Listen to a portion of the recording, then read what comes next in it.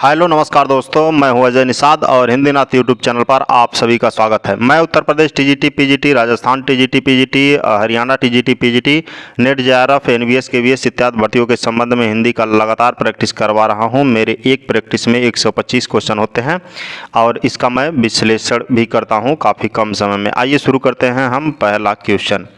अर्थ व्यक्त करने वाली सबसे छोटी इकाई क्या होती है? बता दें, ध्वनि एवं वर्ण दोनों का ही स्वतंत्र रूप से कोई अर्थ नहीं होता, पर व्यवस्थित ढंग से इनका संयोग करने पर एक शब्द का निर्माण होता है जो अर्थयुक्त होता है, सार्थक शब्द का निर्माण होता है। विकल्प बी सही है यहाँ पे।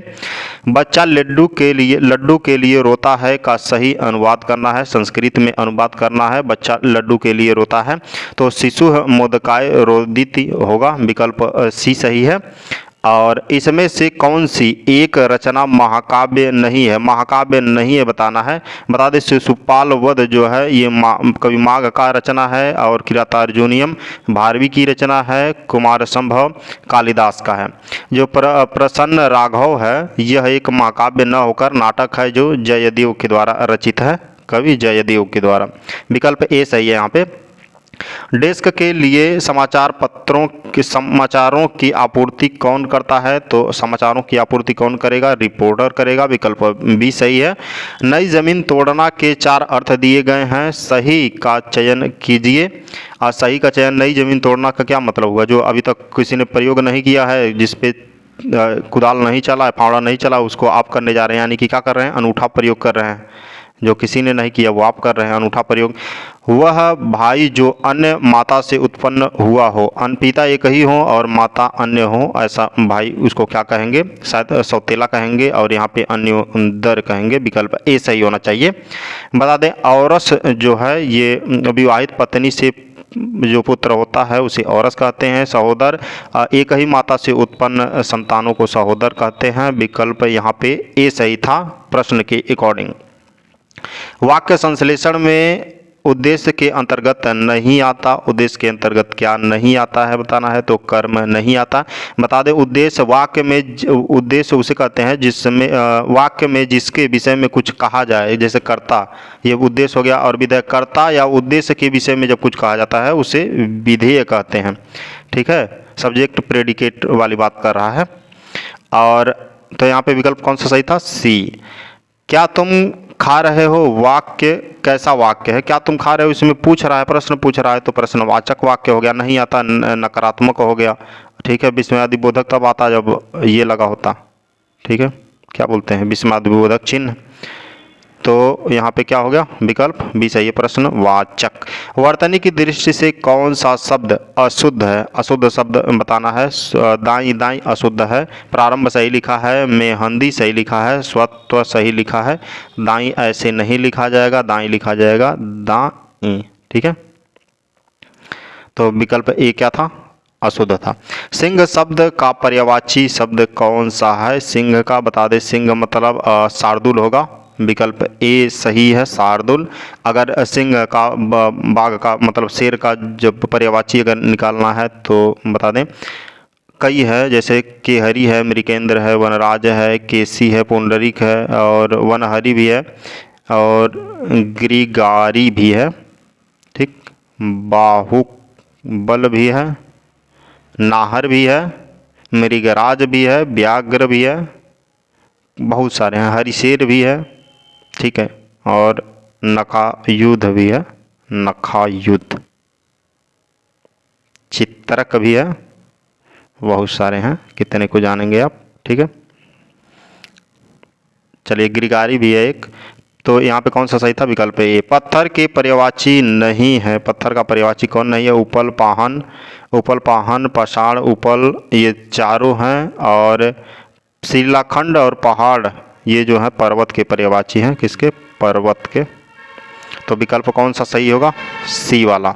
जो सी है ये पत्थर का न होकर पहाड़ का है। प्रस्तर और पाषाण भी पत्थर के पर्यायवाची हैं, तो शिलाखंड और पहाड़ पर्वत के पर्यायवाची है। विकल्प सी सही है यहाँ पे। निम्नलिखित शब्दों में से एक का अर्थ नौका होता है, और वह क्या चीज़ है? नौका। बता दें, तरुण जो है ना, तरुण युवक का है, जवान का है, नवयुवक जवान यंग का है, युवा का है पर्यायवाची। तो तरड़ी जो है विकल्प सी वाला जो है यह नौका का पर्यायवाची है। अगर इसके अन्य पर्यायवाची की बात करें तो नाव भी होता है, डोंगी होता है। डोंगी नाव एक होता है जो आमतौर पे छोटे तालाबों में चलता है। पतंग है, जलयान है, तरी है, बेड़ा है, नया है, ये सब है। अतीव शब्द में निम्नलिखित में से कौन सा उपसर्ग है अतीव में? अति धन ईव, विकल्प डी सही होगा। अति इसमें उपसर्ग है, ईव अति प्लस ईव मिलकर बना है अति और प्लस ईव, ठीक है, तो उपसर्ग अतीव है इसमें, अति। रातों रात शब्द में समास है। जब पूर्व पद क्या हो, उपसर्ग हो तो वहाँ पर अव्ययी भाव समास होता है। उपसर्ग हो या अव्यय हो पूर्व पद तो वहाँ पे अव्ययी भाव समास होता है। तो विकल्प यहाँ पे कौन सा सही है? सी वाला।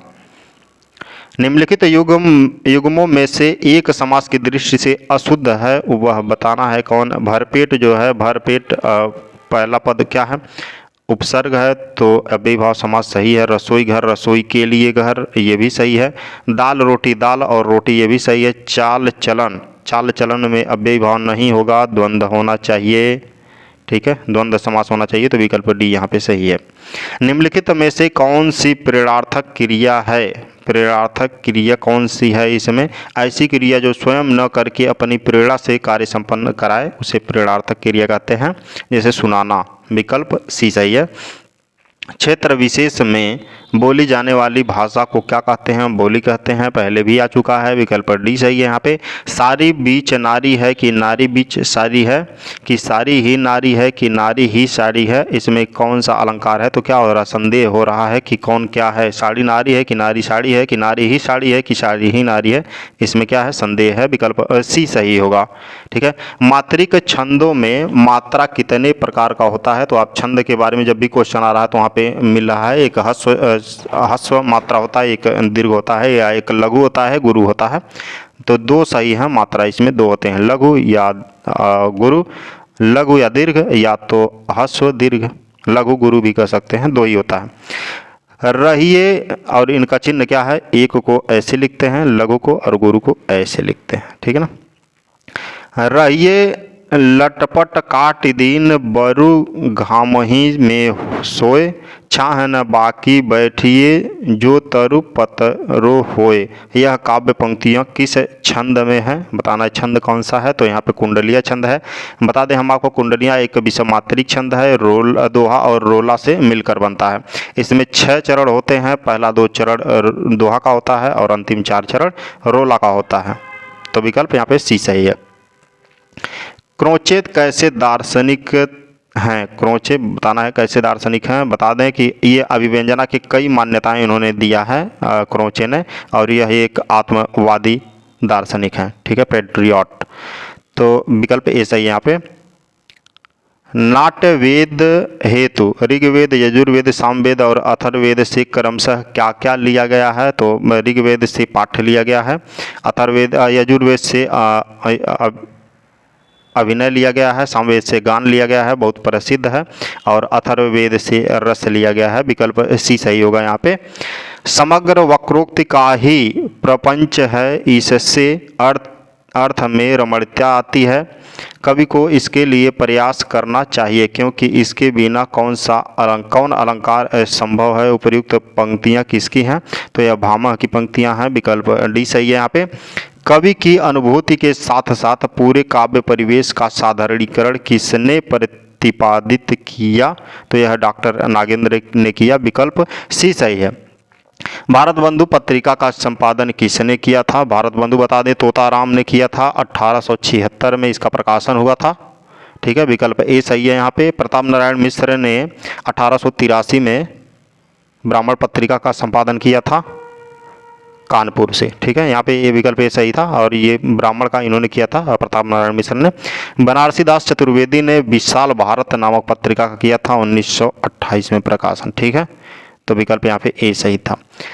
एक बूंद सहसा उछली की रचना विधा क्या है? एक बूंद सहसा उछली बता दें यह अज्ञेय की रचना है, सच्चिदानंद हीरानंद वत्सैन अज्ञेय, और यह एक यात्रावृत्त है, विकल्प डी सही है। इनकी 1-2 रचनाओं की बात करें तो अरे यायावर रहेगा याद, बहता हुआ निर्मल, बहता पानी निर्मल, ये 1-2 रचनाएं इनकी याद कर सकते हैं आप। तो ये क्या था? एक बूंद सहसा उछली, अज्ञेय का यात्रा वृत्तांत कह सकते हैं इसको। जुलूस रुका है शीर्षक रिपोर्टाज के लेखक कौन है? जुलूस रुका है तो ये बता दें, जुलूस रुका है विवेकी राय का है, विकल्प बी सही है। और काशीनाथ सिंह जो है ये रिपोर्टाज के जनक माने जाते हैं। और फड़केश्वर नाथ रेणु की रचनाओं एक दो अगर बात करें तो ऋणजल, धनजल, नेपाली क्रांति याद रखिएगा, इंपॉर्टेंट है। तूफानों के बीच रंगे राघव का है। आगे चलें तो इसमें विकल्प बी सही था। निम्नलिखित में से कौन सी विधा सृजनात्मक साहित्य के अंतर्गत नहीं आती है? तो आलोचना नहीं आती, विकल्प डी सही है। यह सृजनात्मक या सर्जनात्मक के अंतर्गत नहीं आती। यह पूर्व में रचित साहित्य को विभिन्न दृष्टिकोण से तोड़ मरोड़ कर प्रस्तुतिकरण होता है इसमें, तो विकल्प सी सही आलोचना। और इनमें से कौन सा प्रकार समालोचना का नहीं है? समालोचना का कौन सा नहीं है? तो आलोचनात्मक आलोचना जो है समालोचना का प्रकार नहीं है, विकल्प बी सही है यहाँ पे। सुमित्रानंदन पंथ नामक ग्रंथ के लेखक कौन है? सुमित्रानंदन पंथ के बता दें डॉक्टर नागेंद्र जी हैं, विकल्प बी सही है। इनकी और रचनाओं की बात करें तो देखो ऐसे जैसे सुमित्रानंदन पंथ नामक ग्रंथ के रचनाकार कौन है? डॉक्टर नागेंद्र। तो सुमित्रानंदन पंथ जैसे है वैसे सियाराम शरण गुप्त नाम से भी इन्होंने एक रचना रचा है। और इनकी और रचनाओं की बात करें रस सिद्धांत, रीति काव्य की भूमिका, राम की शक्ति पूजा, निराला की कालजयी कृति, ये कई रचनाएं हैं इनकी। प्रगतिवाद किसकी कृति है? प्रगतिवाद तो ये शिवदान सिंह चौहान की कृति है, विकल्प ए सही है। इनकी और रचनाओं की बात करें तो साहित्य की परख, हिंदी साहित्य के 80 वर्ष, साहित्यानुशीलन, आलोचना के मान, ये कई याद कर सकते हैं इन्हें आप। और आगे चलें, मध्यकालीन बोध का स्वरूप के लेखक कौन है? मध्यकालीन बोध का स्वरूप ये हजारी प्रसाद द्विवेदी का है, विकल्प डी सही है। हजारी प्रसाद द्विवेदी की एक दो रचनाओं की बात करें तो हिंदी साहित्य का आदिकाल याद कर लीजिएगा, हिंदी साहित्य की भूमिका, शिशिर के फूल, ठीक, शिशिर के फूल। आधुनिक काल में गद्य का विकास सबसे प्रधान साहित्यिक घटना है, कथन किस आलोचक का है? तो यह रामचंद्र शुक्ल का है, विकल्प ए सही है। कहानी नई कहानी पुस्तक के लेखक कौन है? नामवर सिंह जी हैं, विकल्प सी सही है। कविता के नए प्रतिमान, वाद विवाद, संवाद, इतिहास और आलोचना इनकी कृतियां हैं। और निम्नलिखित में से किस मार्क्सवादी आलोचक ने तुलसी को श्रेष्ठ कवि माना है? तो रामविलास शर्मा ने तुलसी को श्रेष्ठ कवि माना है। और शिवदान सिंह चौहान की बात करें तो ये प्रथम मार्क्सवादी आलोचक हैं, ठीक। यदि द्विवेदी जी न उठ खड़े होते तो जैसी अव्यवस्थित व्याकरण विरुद्ध और उटपटांग भाषा चारों ओर दिखाई पड़ती थी उसकी परंपरा जल्दी न रुकती। यह कथन किसका है? तो यह कथन विकल्प ए सही है, रामचंद्र शुक्ल जी का है, विकल्प ए सही है। साहित्येतर और विषयों पर निबंधों की रचना करने वाले लेखकों में किसका नाम प्रमुखता से लिया जाता है? तो रामवृक्ष बेनीपुरी जी हैं। इनकी रचनाओं की बात करें चीता के फल, ललतारा, कैदी की पत्नी, गेहूं और गुलाब याद कर लीजिएगा। यात्रा के लिए निकलती रही वृद्ध पर हृदय को साथ लेकर, यह कथन किस निबंधकार का है? तो यह पंडित रामचंद्र शुक्ल जी का है, आचार्य रामचंद्र शुक्ल जी का है, विकल्प डी सही है। और कविता क्या है के अनुसार कविता की आयु बढ़ती है? कविता क्या है? यह रामचंद्र शुक्ल द्वारा रचित एक निबंध है जो चिंतामणि के भाग 1 में प्रकाशित हुआ था और इसी में कहा गया है कि नाद सौंदर्य से कविता की आयु बढ़ती है, विकल्प डी सही है। निम्नलिखित में से कौन कहानीकार प्रेमचंद युग से ही प्रतिष्ठा प्राप्त कर चुका था, कई बार आ चुका है? ये जैनेन्द्र जी थे। इनकी एक दो रचनाओं की बात करें, याद कर लो, बहुत ही इंपॉर्टेंट है। फांसी, पाजेब, दो है, फांसी और पाजेब। आगे चलते हैं। लड़कपन था तब मैं उसके समकक्ष था, हम में कोई भेद न था, यह पद पाकर मैं अब केवल उसकी दया के योग्य हूँ। वह मुझे अपना जोड़ नहीं समझता, वह बड़ा हो गया है, मैं छोटा हो गया हूँ। यह निम्नलिखित में से किस कहानी का अंश है? तो यह गुल्ली डंडा का अंश है, विकल्प डी सही है। यह एक कहानी है जो प्रेमचंद द्वारा रचित है। क्या आप जानते हैं कि गुल्ली डंडा किस राष्ट्र का राष्ट्रीय खेल हुआ करता था? अगर जानते हैं तो कमेंट सेक्शन में लिख दीजिए। हिंदी की प्रसिद्ध कहानी कसाईवाड़ा के लेखक कौन है? कसाईवाड़ा के लेखक की बात करें तो शिव मूर्ति जी हैं, विकल्प सी सही है। शिव मूर्ति की कहानियों की बात करें, एक याद कर लो, केसरी कस्तूरी, केसरी कस्तूरी याद कर लो, कसाईवाड़ा और केसरी कस्तूरी। और बात करें तो चलिए आगे, इनमें से कौन सी कृति प्रतिबंधित रही? भारत भारती भी प्रतिबंधित रही, और लेकिन ये कुछ समय के लिए प्रतिबंधित रही। चिंगारियाँ जो है, चिंगारियाँ पांडे बेचन शर्मा उग्र की रचना है, और यह 1925 में रचा गया, इसका प्रकाशन हुआ। 1928 में यह जब्त कर लिया गया था क्योंकि यह क्रांतिकारी विचारधारा के ऊपर बेस्ड था। ठीक है, तो विकल्प यहाँ पे डी सही है। ठीक, अब बता दें झांसी की रानी रचना सुभद्रा कुमारी चौहान का है। भारत भारती के लेखक मैथिली शरण गुप्त जी हैं, 1912 में यह रचित हुआ था। विचित्र जीवन था इनका, घर में 2-4 बर्तन के सिवाय कोई संपत्ति नहीं, और फटे चिथड़ों से अपनी नग्नता को ढके जाते थे। संसार की चिंताओं से मुक्त, कर्ज से लदे। यह कथन किस कहानी से उद्गित है? तो यह कफन से है, विकल्प डी सही है। यह मुंशी प्रेमचंद की कहानी है, बहुत ही दर्दनाक कहानी। आप पढ़ेंगे, अगर बढ़िया से पढ़ लिए तो आपके आंख में आंसू 100% आएंगे। इसके 2 पात्र हैं जो मेन पात्र हैं, घीसू और माधव पिता पुत्र हैं। उत्तर आधुनिकता की संकल्पना हिंदी की किस कहानी में मिलती है? उत्तर आधुनिकता की संकल्पना हिंदी के किस कहानी में मिलती है? तो यह उदय प्रकाश की कहानी वारेंग हेस्टिंग का साण में मिलती है, विकल्प ए सही है। बता दें जयशंकर प्रसाद की कहानी ममता है, और प्रेमचंद की कहानी कफन अभी ऊपर आया था। जैनेन्द्र की कहानी एक गौ। मृत्यु के कुछ समय पहले स्मृति बहुत साफ हो जाती है, जन्म भर की घटनाएं एक एक करके सामने आती हैं, सारे दृश्यों के रंग साफ होते हैं, समय की धुंध बिल्कुल उन पर से हट जाती है। उपर्युक्त गद्यांश किस कहानी से उद्गृत है? तो यह उसने कहा था से है, विकल्प ए सही है। यह चंद्रधर शर्मा गुलेरी का ये कहानी है, और कफन जो है प्रेमचंद का है, और रोज गैग्रीन जो है यह अज्ञेय जी का है, और ममता जयशंकर प्रसाद मिश्र का है। नहीं सॉरी, जयशंकर प्रसाद जी का है, मिश्र कोई नहीं है ऐसे। तो विकल्प यहाँ पे क्या था? उसने कहा था, विकल्प ए ही सही था। और कफन मुंशी प्रेमचंद, रोज गैग्रीन जो है ये अज्ञेय का, और ममता जयशंकर प्रसाद का कहानी है। ठीक है ना। तो देखिए कितना दर्दनाक यहाँ पे वाक्य लिखा हुआ है, कथन। ये जो लाइनें हैं बहुत ही दर्दनाक हैं। रेणु की कहानियों की प्रमुख विशेषता क्या है? तो बता दें ग्रामीण जीवन की सरसता है, विकल्प डी सही है यहाँ पे। मलबे का आदमी कहानी का कथ्य क्या है, मतलब किस पे ये होता है, इसका मेन मोटिव क्या है? मलबे का आदमी बता दें मोहन राकेश द्वारा रचित है, और यह भारत पाकिस्तान विभाजन पर आधारित है। प्रेमचंद का कौन सा उपन्यास किसान जीवन से संबंधित नहीं है? गोदान है, प्रेमाश्रय है, कर्मभूमि है, कायाकल्प नहीं है, कायाकल्प पुनर्जन्म पर आधारित है।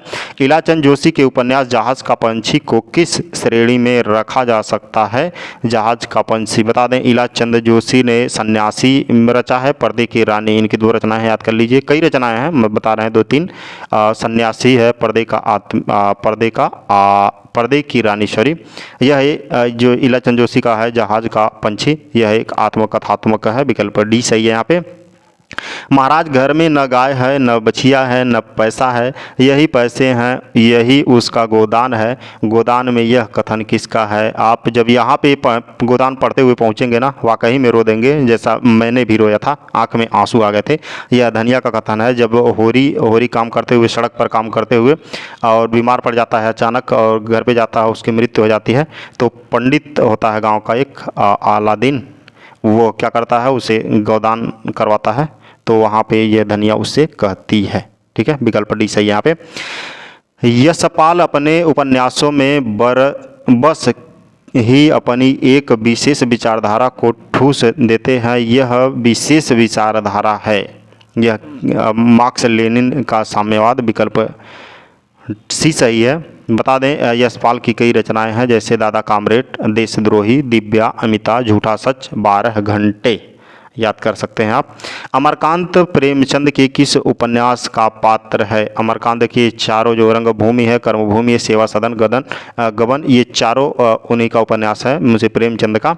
और अमरकांत इसमें पूछा है तो कर्मभूमि का है, ठीक है, विकल्प बी सही है। इसमें कई हैं पात्र, जैसे समरकांत, सकीना, मैना, सुखदा और अमरकांत तो ये है। ये मुंशी प्रेमचंद की रचनाएं हैं।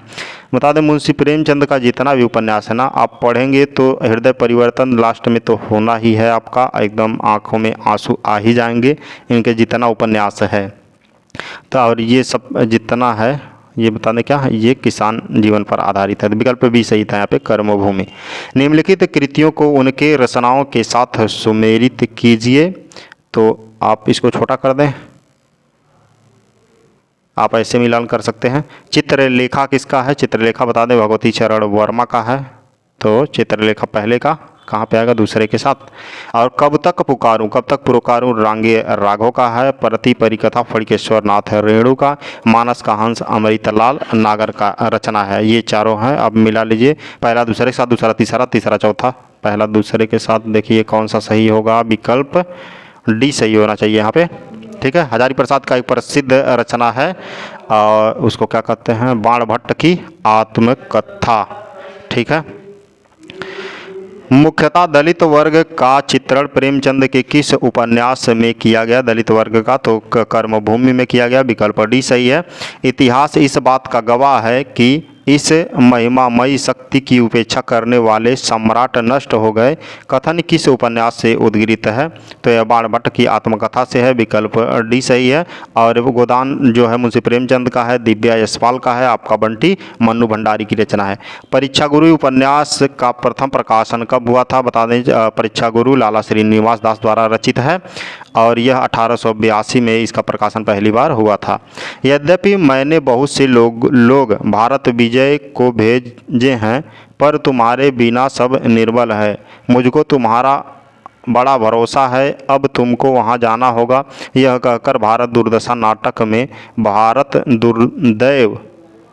दुर्दैव ने किसे हिंदुस्तान जाने के लिए कहा था? ये बता दें भारत दुर्दशा नाटक से है और इसके भारतेंदु हरिश्चंद्र जी इसके लेखक हैं और यह अंधकार के लिए कहा गया है, विकल्प डी सही है यहाँ पे। अन्य हिंदी नाटककारों की अपेक्षा भारतेंदु हरिश्चंद्र जी की विशेषता क्या थी? इसमें बताना है। तो बता दें रचना, मंचन, निर्देशन, अभिनय और विज्ञापन और मूल्यांकन से जुड़ा होना, विकल्प बी सही है, ठीक है। निम्नलिखित में से कौन सी रचना एकांकी है? एकांकी बताना है। बता दें सुहाग के नुपुर जो है यह उपन्यास है अमृतलाल नागर का। परिंदे है कहानी निर्मल वर्मा का। और गुल की बन्नो यह भी कहानी है धर्मवीर भारती का। नदी प्यासी थी यह एक एकांकी है धर्मवीर भारती का, तो विकल्प डी सही हो रहा है यहाँ पे। सच है वीरता जब भागती है तब उसके पैरों से राजनीतिक छल छंद की धूल उड़ाती है, यह कथन प्रसाद कृत किस नाटक से लिया गया है? तो यह ध्रुव स्वामिनी से है, विकल्प डी सही यहाँ पे। और चंद्रगुप्त, स्कंदगुप्त, अजातशत्रु भी इन्हीं का नाटक है, जयशंकर प्रसाद जी का। निम्नलिखित में कौन कार्यावस्था के अंतर्गत नहीं आता? बता दें कार्यावस्था पांच प्रकार हैं कार्यावस्था के। और प्रारंभ, पहला प्रारंभ है, दूसरा प्रयत्न है, तीसरा प्रत्यास्थता है और चौथा नियताप्ति है, पांचवा फलागम है। तो यहाँ पे कौन सा नहीं? उत्पाद नहीं है, ठीक है, विकल्प डी सही है यहाँ पे। डॉक्टर नामक कृति की विधा क्या है? डॉक्टर नामक कृति जो है विष्णु प्रभाकर द्वारा रचित है, यह एक नाटक है। अंधायुग नाटक के अंक शीर्षक का सही अनुक्रम क्या है बताना है। तो बता दें अंधायुग जो है यह धर्मवीर भारती द्वारा रचित है, यह एक गीत नाट्य है। इसका प्रकाशन 1955 में हुआ था। आज के अंकों का अगर क्रम देखा जाए अनुक्रम, तो पहले आता है कौरव नगरी, पशु का उदय, अश्वत्थामा का अर्धसत्य, गंधारी का साप, विकल्प डी सही है। सिंदूर की होली नाटक के लेखक कौन है? सिंदूर की होली लक्ष्मी नारायण मिश्र का है, ध्यान रहे मिश्र, लक्ष्मी नारायण मिश्र का है सिंदूर की होली। अगर इनके और रचनाओं की बात करें तो सन्यासी, सन्यासी जानते हैं कैसे लिखा जाएगा? देखिए स पर बिंदी रहेगा और आधा न भी रहेगा, ये दोनों चीज़ रहेगा। सन्यासी, सन्यासी इस तरह लिखा जाएगा, ठीक। सन्यासी है, राक्षस का मंदिर है और राजयोग है, आधी रात है, लक्ष्मी नारायण मिश्र की रचनाएं हैं सब। और जयशंकर प्रसाद के अनुसार स्कंदगुप्त में कल्पित पात्र कौन सा है? बता दें, स्कंदगुप्त जो है यह एक ऐतिहासिक नाटक है और इसकी रचना 1928 में हुई है। ठीक, और इसका पात्र जो है प्रपंच बुद्धि है। विकल्प डी सही है। इसकी और रचनाओं की पात्रों की बात करें तो जय माता और देवसेना, प्रणतंत्र, भट्टार्क, देवकी, स्कंदगुप्त, ये सभी हैं। मोहन राकेश के अपूर्ण नाटक पैर तले की जमी को किसने पूरा किया है? तो ये कमलेश्वर जी ने पूरा किया है। विकल्प बी सही है। आधुनिक हिंदी गद्य के जनक माने जाते हैं। आधुनिक हिंदी गद्य के जनक भारतेंदु हरिश्चंद्र जी माने जाते हैं। विकल्प ए सही है। आत्मजयी के लेखक कौन है? आत्मजयी बता दें कठोपनिषद के नचिकेता प्रसंग पर आधारित है और यह मूलतः आधुनिक रचना का काव्य है और यह कुंवर नारायण द्वारा रचित है। ठीक है, विकल्प ए सही है। पुरातनता का यह निर्मोक सहन करती न प्रकृत पल एक। यहाँ निर्मोक का क्या मतलब है? सांप के शरीर पर लिपटी केंचुली से है। विकल्प ए सही है। नई कविता से संबंधित कौन सा कथन सही नहीं है? नई कविता के बारे में बताना है कौन सा सही कथन नहीं है। तो 3 सही होगा, यानी कि नई कविता विवेक और विवेचन सम्मत आधुनिक वैज्ञानिक दृष्टिकोण का समर्थन करती है। बिल्कुल सही है। यह वर्जनाओं और कुंठाओं की अपेक्षा मुक्त यथार्थ का पक्षधर है। यह भी सही है। यह कविता यथार्थ और जीवन को एक साथ वहन करते हुए मुक्त क्षणों के दायित्व के प्रति आग्रहशील है। यह भी सही है। ये तीनों सही है, तो चौथा गलत होगा लग रहा है।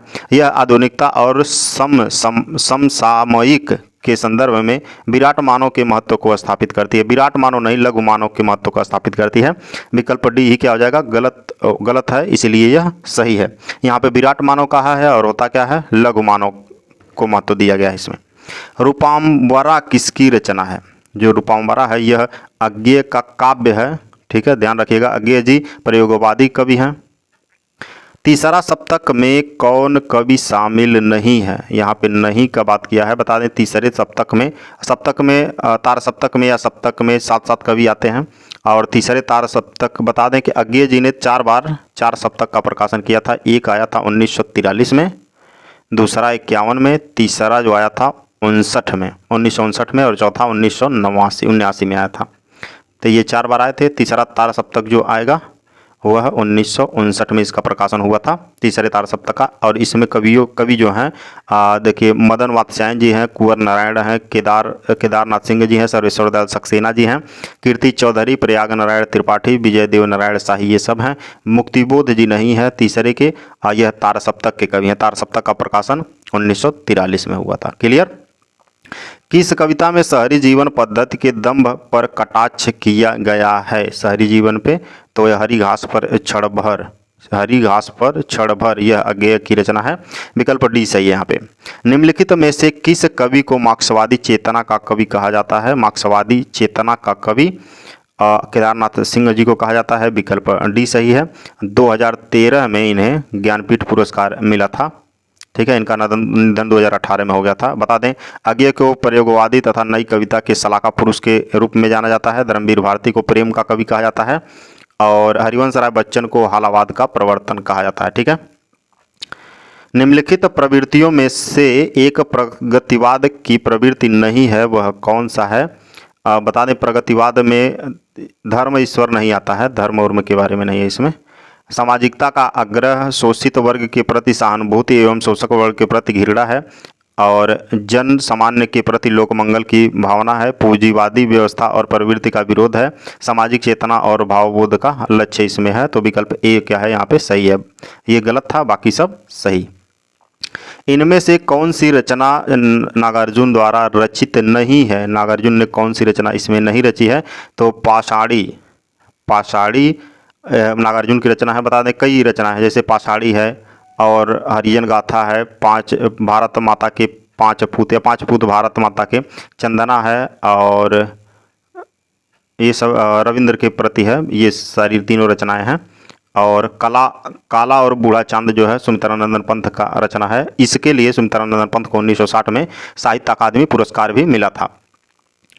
प्रगतिशील लेखक संघ किस स्तर की संस्था है? यह एक अंतर्राष्ट्रीय संगठन है जिसका स्थापना 1935 में सज्जाद जहीर ने लंदन में किया था।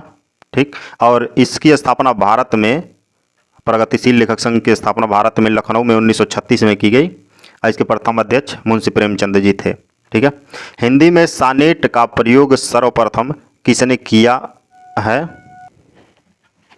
त्रिलोचन शास्त्री जी ने किया है, विकल्प बी है। बता दें आपको, मुक्तिबोध ने इनको यानी कि त्रिलोचन शास्त्री को अवध का किसान कहा है, अवध के किसान का कवि कहा है।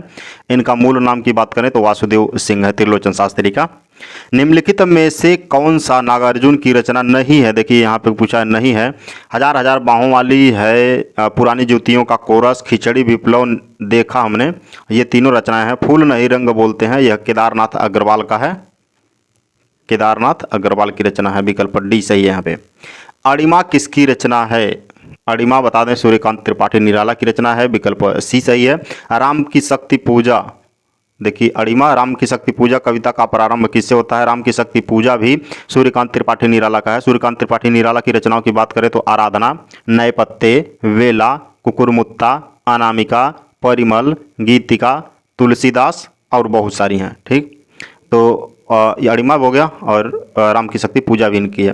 राम की शक्ति पूजा जो है राम और रावण के प्रखर युद्ध के वर्णन से प्रारंभ होती है, विकल्प ए सही है यहाँ पे। और कविता में रहस्य दर्शन से परिपूर्ण अत्यंत भावुकता भरी रचनाएं करने वाले जो रचनाकार अपने रेखा चित्रों में अत्यंत स्पष्ट एवं यथार्थ चित्रणकर्ता के रूप में प्रकाशित हुआ, उनका नाम क्या है? तो उनका नाम महादेवी वर्मा है। इनकी रचनाओं की बात करें, निहार रश्मि है, नीरजा है, संध्या गीत, यामा, दीप शिखा, सप्तपर्णा, ये सारी रचनाएं महादेवी वर्मा की हैं। और काम मंगल से मंडित श्रेय सर्ग इच्छा का है परिणाम, तिरस्कृत कर उसको तुम भूल बनाते हो असफल अवधाम, यह कामायनी से लिया गया है। अच्छा, यहाँ पे पूछा भी है, उपर्युक्त काव्य पंक्तियाँ कामायनी के किस सर्ग की हैं?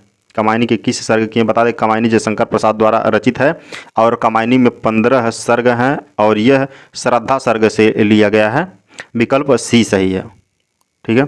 और ये जो रचना है वासना,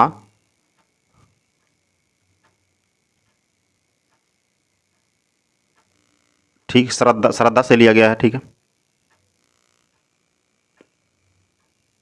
आगे चलते हैं। छायावाद का पूर्वाभास किस कवि की रचनाओं में प्रकट हुआ? छायावाद का पूर्वाभास किस कवि की रचनाओं में प्रकट हुआ? तो मुकुरधर पांडे की रचनाओं में, विकल्प ए सही है। यह द्विवेदी युग के कवि हैं। इनकी रचनाओं की बात करें तो पूजा, फूल, कानन, कुसुम, यह काव्य कृतियाँ हैं इनकी। सुमित्रानंदन पंथ की सुप्रसिद्ध कविता परिवर्तन उनके किस काव्य संकलन में सर्वप्रथम प्रकाशित हुआ था? तो बता दें पल्लव में प्रकाशित हुआ था, विकल्प सी सही है। और परिवर्तन के साथ उच्छ्वास, आंसू और बादल भी इसमें संकलित था। एक भारतीय आत्मा किस कवि को कहा जाता है, कहा गया? एक भारतीय आत्मा माखनलाल चतुर्वेदी को कहा गया। ठीक, और मैथिली शरण गुप्त को राष्ट्रकवि कहा जाता है। बालकृष्ण शर्मा नवीन को राष्ट्रीय सांस्कृतिक धारा का कवि कहा जाता है और रामधारी सिंह दिनकर जो है इन्हें अधैर्य का कवि कहा जाता है। क्लियर। आगे, रावण अशुद्ध होकर भी यदि कर सका त्रस्त तो निश्चय तुम हो सिद्ध करोगे उसे ध्वस्त, यह काव्य पंक्तियाँ राम की शक्ति पूजा से ली गई हैं और सूर्यकांत त्रिपाठी निराला की रचना है राम की शक्ति पूजा और यह जामवंत का कथन है, विकल्प जामवान का है, जामवंत हम लोग जानते हैं, विकल्प बी सही है। द्विवेदी युग नामकरण किया गया, द्विवेदी युग जो नामकरण है रामचंद्र शुक्ल ने हिंदी साहित्य के इतिहास में कहा है और महावीर प्रसाद द्विवेदी के नाम पर किया है, विकल्प सी सही है। इनकी 80 मौलिक रचनाएं मिलती हैं महावीर प्रसाद द्विवेदी की। कवि सम्राट की उपाधि किसे दी गई है? कवि सम्राट तो अयोध्या सिंह उपाध्याय हरिऔध को दिया गया है, विकल्प डी सही है। बता दें डॉक्टर गणपत चंद्र गुप्त ने हरिऔध को आधुनिक काल का शुरू काल कहा है और इनकी यानी कि हरिऔध की एक रचना है प्रियप्रवास, जिसे हिंदी खड़ी बोली का प्रथम महाकाव्य माना जाता है। सच्चा प्रेम वही है जिसकी तृप्ति आत्मबलि पर हो निर्भर, त्याग बिना निष्प्राण प्रेम है, करो प्रेम पर प्राण निछावर, और आत्मा के विकास से जिसमें मनुष्यता होती है विकसित। यह स्वदेश प्रेम से लिया गया है और इसके लेखक राम नरेश त्रिपाठी जी हैं। विकल्प सी सही है। अंतःकरण की प्रवृत्तियों के चित्र का नाम कविता है, किसने कहा? तो यह महावीर प्रसाद द्विवेदी जी ने कहा। विकल्प बी सही है। और रामचंद्र शुक्ल का कविता के संबंध में कथन है, जैसे जिस प्रकार आत्मा की मुक्तावस्था ज्ञान दशा है, यानी कि आत्मा की मुक्ति से ज्ञान का विकास होता है, उसी प्रकार हृदय की मुक्ता अवस्था रस दशा कहलाती है। और हृदय की मुक्ति अवस्था की साधना के लिए मनुष्य की वाणी से जो शब्द का विधान होता है उसे कविता कहा जाता है। यह रामचंद्र शुक्ल जी का कथन है। नूरजहां प्रबंध काव्य के रचयिता कौन है? नूरजहां प्रबंध काव्य के रचयिता बता दें, गुरु भक्त सिंह जी हैं। विकल्प सी सही है।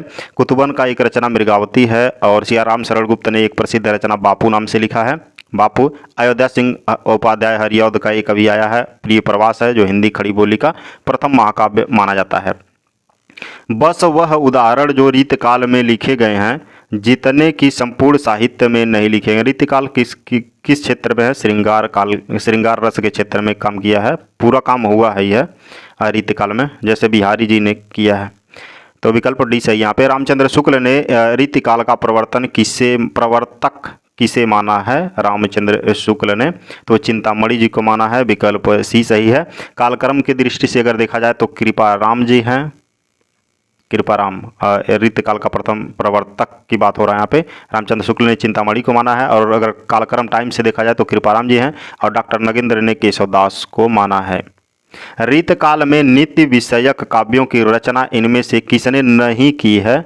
तो वृंद, गिरिधर, कविराय और दीनदयाल, इन सभी तीनों ने की है। नागरीदास जी ने नहीं की है। इन्होंने प्रेम के बारे में रचनाएं की हैं, शक्ति के बारे में, वैराग्य के बारे में किया है इन्होंने। तो विकल्प सी सही है। इनकी रचनाओं की बात करें तो वैराग्य सागर, श्रृंगार सागर, पद सागर, ये 3 रचनाएं। काव्य रसायन के रचयिता कौन है? काव्य रसायन के रचयिता कविदेव जी हैं। विकल्प ए सही है। अष्टयाम इनकी रचना है। देवचरित इनकी रचना है। भाव विलास, भवानी विलास, कुशल विलास, जाति विलास, रस विलास, कई रचनाएं और भी हैं।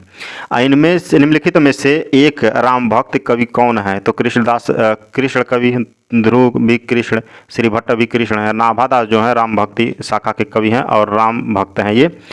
इनके गुरु का नाम अग्रदास है। इनकी एक प्रसिद्ध रचना भक्तमाल है, जो 1585 में रचा गया। इनका जन्म 1500 समथिंग में हुआ था, 1570 के करीब में।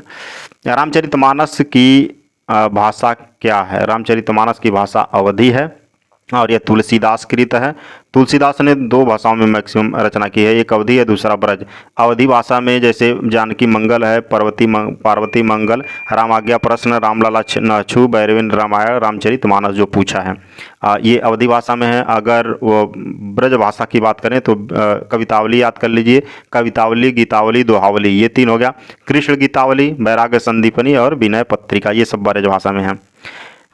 को निरिप को हमही का हानि, को निरिप हो हमही का हानि, चेरी छाड़ी अब होब की रानी। मतलब कोई भी राजा बने, चाहे राम बने चाहे भरत बने, मुझे कोई फर्क नहीं पड़ता, क्योंकि मैं तो दासी ही रहूँगी, रानी थोड़ी बन जाऊँगी। ठीक है। यह रामचरितमानस में किसकी पंक्तियां हैं, किसके द्वारा कही गई पंक्तियां हैं पूछ रहा है, तो मंथरा के द्वारा कही गई पंक्तियां हैं। विकल्प ए सही है। बावरो रावरो ना है भवानी, दानी बड़ो दिन देत दये बिनु, वेद बढ़ानी भानी। उपर्युक्त पंक्तियों में किसके द्वारा किसे संबोधित कल्पना है? तो यह ब्रह्मा ने पार्वती को दिया गया है संबोधन है। विकल्प डी सही है। बता दें यह पंक्तियां जो है विनय पत्रिका से ली गई हैं, तुलसीदास द्वारा रचित है। विनय पत्रिका को पहले विनयावली भी कहा जाता था। इसमें 21 रागों का वर्णन है और इसमें शांत रस है। पदों की संख्या इसमें 279 है विनय पत्रिका में। यह कथन किसका है? बुद्धदेव के बाद भारत में सबसे बड़े लोकनायक तुलसीदास हैं। यह असाधारण प्रतिभा लेकर उत्पन्न हुए। यह काव्य पंक्तियां किसकी हैं? तो यह जॉर्ज ग्रियर्सन की पंक्तियां हैं। ठीक है। बुद्ध के बाद भारत में सबसे बड़े लोकनायक कौन हुए? तुलसी जी हुए। नाभादास ने तुलसीदास को कहा है कलिकाल का वाल्मीकि, और स्मिथ ने इन्हें मुगल काल का सबसे बड़ा नायक कहा है। ठीक है ना। और रामचंद्र शुक्ल ने कहा है इनके बारे में, यह हिंदी को मतलब इनकी रचनाएं इतनी अच्छी हैं कि हिंदी को एक सिद्ध भाषा मानने के लिए पर्याप्त है। निम्नलिखित पत्रों को उनकी रचनाओं के साथ सुमेलित करना है। मैना, यहाँ पे पात्र दिए एक साइड में और दूसरे साइड में रचनाएं दी हुई हैं। तो मैना जो है वह किसकी पात्र है, मतलब किस रचना की, तो चंदायन की है। मैना भी है, चंदा लोरिक भी है, और चंदायन के पात्र। चंदायन मूलगढ़ द्वारा रचित है। ऋतुवर्ण और सत्यवती, ये दोनों सत्यवती कथा के हैं। ईश्वरदास जी इसके रचनाकार हैं सत्यवती कथा के। रुक्मिणी और राजकुमार जो हैं कुतुब मृगावती के हैं, मृगावती के रचनाकार कुतुबन हैं। राघव चेतन और रतन सेन, पद्मावती, नागमती, ये सब पद्मावत के हैं। मलिक मोहम्मद जायसी पद्मावत के रचनाकार हैं। हंस जवाहिर के रचनाकार कासिम शाह जी हैं। तो कौन सा विकल्प सही होगा आप मिला लीजिएगा। यहाँ पे पहले का दूसरे के साथ है तो विकल्प ए ही सही हो जाएगा, एक ही में है ऐसा। सूफी प्रेमाख्यान रचनाओं की भाषा कौन सी है, तो अवधी भाषा है, जैसे पद्मावत अवधी भाषा में रचा गया। हिंदी भाषा में रचना करने पर सूफी कवि को मुसलमानों का उपलब्ध सुनने को मिला, तो बुराइयां सुनने की मिली, आलोचना हुई इनकी, किसकी, नूर मोहम्मद की। इनकी कई रचना है, जैसे इंद्रावती है, अनुराग वांसुड़ी है, रौजतुल हकायत है जो अरबी भाषा में रचित है। निम्नलिखित सूफी कवियों को उनकी रचनाओं के साथ सुमेलित कीजिए और दिए हुए कूट के साथ सही उत्तर का चयन करिए। उस्मान की रचना कौन सी है, चित्रावली है। नूर मोहम्मद ने अनुराग वांसुड़ी अभी ऊपर आया है, कुतुबन का मृगावती है, हंस जवाहिर कासिम शाह का है। तो कौन सा सही होगा विकल्प आप देख लीजिएगा, मिला सकते हैं। अपने काव्य के आधार को स्पष्ट करते हुए किसने कहा, मैं कहता हूँ आखिर देखी, तू कहता है कागज की लेखी। यह किसका है, तो यह कई बार आ चुका है, कबीरदास जी का है। विकल्प सी सही होगा यहाँ पे। दुलहिन गावहु मंगलाचार, हम घरी आए हो राजा राम भरतार। कबीर का यह पद किस राग में है, यह राग गौड़ी में है। विकल्प बी सही है। सहजोबाई किस शाखा की रचनाकार हैं, बता दें सहजोबाई और इनकी एक चचेरी बहन थी दयाबाई, ये दोनों चरणदास की शिष्या थीं और दोनों ज्ञानाश्रयी शाखा की रचनाकार हैं। सहजोबाई का जो रचना है सहज प्रकाश में प्रकाशित है और इसका प्रकाशन 1962 में हुआ था। सहजोबाई का सहज प्रकाश। भक्ति विवेक निम्नलिखित में से किसकी रचना है, भक्ति विवेक मलुकदास की रचना है। विकल्प ए सही है यहाँ पे। और इनकी कई रचना है, जैसे ज्ञानबोध है, सुख सागर है, ध्रुव चरित है, ब्रजलीला है। और इनका यह पंक्ति भी है, अजगर करे न चाकरी पंछी करे न काम। ये बचपन से हम लोग सुनते आ रहे हैं, तो ये भी मलुक दास का है। अजगर करे न चाकरी पंछी करे न काम, दास मलुका कह गए सबके दाता राम। नामदेव का संबंध किस प्रदेश से है, नामदेव महाराष्ट्र से संबंधित है। विकल्प सी सही है। नामदेव को भक्ति साहित्य परंपरा का प्रवर्तक भी माना जाता है। इनकी एक पंक्ति है, मन मेरी सुई तन मेरा धागा। कई बार पूछा जा चुका है नामदेव की पंक्ति, मन मेरी सुई तन मेरा धागा। दुर्गा सप्तशती का चंडी चरित्र के नाम से हिंदी में अनुवाद किसने किया, कई बार पूछा जा चुका है और कई बार हम बता भी चुके हैं, यह गोविंद सिंह जी ने किया। विकल्प ए सही है। इनकी एक प्रसिद्ध रचना है जपूजी। मध्यकालीन संत काव्य पर निम्नलिखित में से किसका प्रभाव नहीं पड़ा, बता रहा है किसका प्रभाव नहीं पड़ा, तो है जैन साहित्य का। विकल्प डी सही है यहाँ पे। भक्ति काव्य को भारतीय चिंतन धारा का स्वाभाविक विकास किसने माना, स्वाभाविक विकास, ये लगातार रामचंद्र शुक्ल का खंडन करते हुए आए हैं। विकल्प सी सही है। हजारी प्रसाद द्विवेदी ये कहते हैं, अगर मुस्लिम, जैसे रामचंद्र शुक्ल जी कहते हैं भक्ति काल के बारे में कि यह इस्लामिक आक्रमण की प्रतिक्रिया की देन है, भक्ति काल प्रक्रिया की देन है। तो हजारी प्रसाद द्विवेदी जी कहते हैं अगर मुस्लिम आक्रमण नहीं भी हुआ होता तो 16 का 16 आना, 12 का 12 आना वैसे ही होता जैसा कि अभी है भक्ति काल। और ग्रियर्सन ने भक्ति काल को ईसाइत की देन कहा है। निम्नलिखित में से कौन श्री कृष्ण भक्ति का संप्रदाय नहीं है, कौन सा संप्रदाय कृष्ण भक्ति से संबंधित नहीं है। श्री वल्लभ संप्रदाय, यह वल्लभाचार्य इसके प्रवर्तक हैं। हरिदासी संप्रदाय, यह स्वामी हरिदास द्वारा इसके प्रवर्तक हैं। और गौड़ी संप्रदाय, चैतन्य महाप्रभु ने इसका प्रवर्तन किया या स्थापना किया। और जो तुत्सुकी संप्रदाय है यह नहीं है। विकल्प सी सही है यहाँ पे। ओम जय जगदीश हरे कितनी बार पढ़ेंगे? यह आरती जो है किसके द्वारा रची गई? तो श्रद्धाराम फिलौरी के द्वारा रची गई। आप लोग जब इसको सुनते होंगे मंदिरों में या कहीं पंडाल पर तो लगता होगा कि ये आदिकाल से चला आ रहा है। आदिकाल से तो ये है, लेकिन आदिकाल भक्ति काल से है, सॉरी। ये आप लोग सोच रहे होंगे भगवान इसको गढ़े होंगे, भगवान इसको बनाए होंगे, ऐसा नहीं है। कुछ रचनाकार पहले रचे हैं इसको। ओम जय जगदीश हरे 400-500-600 साल पहले की बात है, 500 साल। तो राजा श्रद्धाराम फिलौरी का है यह ओम जय जगदीश हरे आरती। इनकी कई रचना है, जैसे भागवती है, आत्मचिकित्सा है, और तत्वदीपक है, धर्म संवाद है, उपदेश संग्रह भी है। और ठीक है, अद्वैतवाद के अनुसार क्या है? जीव और ब्रह्म एक हैं, विकल्प ए सही है। और अद्वैतवाद के संस्थापक शंकराचार्य जी को माना जाता है। इनकी उक्तियां ऐसी लुभावनी हुई कि बिहारी और परवर्ती कवि भी उनमें से बहुता का अपहरण करने का लोभ न रोक सके। आचार्य शुक्ल की यह उक्ति किस कवि के विषय में है? तो कवि रहीमदास के विषय में है, विकल्प बी सही है यहाँ पे। निरंजनी संप्रदाय के प्रवर्तक कवि कौन है? निरंजनी संप्रदाय के प्रवर्तक कवि किसे माना जाता है? तो यह है हरिदास जी। हरिदास ने एक सखी या टट्टी संप्रदाय की स्थापना भी की है। इनकी एक रचना है केलीमाल। ठीक है। सिद्ध कवि सरापा की रचना का नाम बताइए। सिद्ध कवि सरापा को हिंदी का प्रथम कवि भी माना जाता है। और बता दें, प्राकृत पैंगलम जो है यह लक्ष्मीधर द्वारा रचित है। पौमचरी शंभू द्वारा रचित है। संदेश रासक अब्दुल रहमान द्वारा रचित है। जो दोहा कोश है यह सरहपा द्वारा रचित है। चंदन बाला रास किसकी रचना है? तो यह आसगु की रचना है, विकल्प डी सही है। इनकी एक रचना है जीव दया रास। दो रचनाएं हैं, चंदन बाला रास और जीव दया रास। ये दोनों करुड़ रस में हैं। आदिकाल में किस प्रकार का साहित्य लिखा जा रहा था? आदिकाल में वीर रस का प्रकार का लिखा जा रहा था। तो जनजीवन से हटकर राजाओं की वीरता का अतिरंजित वर्णन है। एकदम बिल्कुल सही है, पहला ही सही है। इसमें बता दें, आदिकाल में प्रमुख रस जो है वीर रस है, और उसके बाद जो रस आता है वह होता है श्रृंगार। सबसे पहले पूछेगा आपको कि आदिकाल में किस रस का सबसे ज़्यादा वर्णन हुआ, प्रमुखता से हुआ, तो आप वीर रस कहेंगे। अगर उसके बाद पूछा जाए कि उसके बाद कौन सा है, तो श्रृंगार रस का वर्णन होता है वीर रस के बाद। तो विकल्प यहाँ पे ए सही था। अमीर खुसरो की पहेलियों तथा मुकरियों का क्या उद्देश्य है? तो मनोरंजन करना उनका उद्देश्य था। मनोरंजन के माध्यम से लोक व्यवहार की शिक्षा, विकल्प सी सही है। आदिकालीन साहित्य का प्रमुख रस क्या है? अभी थोड़ी देर पहले जिक्र किए हैं, यहाँ पे लिखे भी होंगे। तो प्रमुख रस क्या है? वीर रस है। अब वीर रस के बाद अगर दूसरा पूछे तो श्रृंगार रस है। ये रहे हमारे 125 प्रश्न। ठीक है। यदि वीडियो पसंद आया है तो लाइक करिए, शेयर करिए, सब्सक्राइब करिए। यदि आप कोई सुझाव देना चाहते हैं तो कमेंट सेक्शन में ज़रूर बताइए, हम आपका स्वागत करते हैं। Thank you for listening and God bless you all.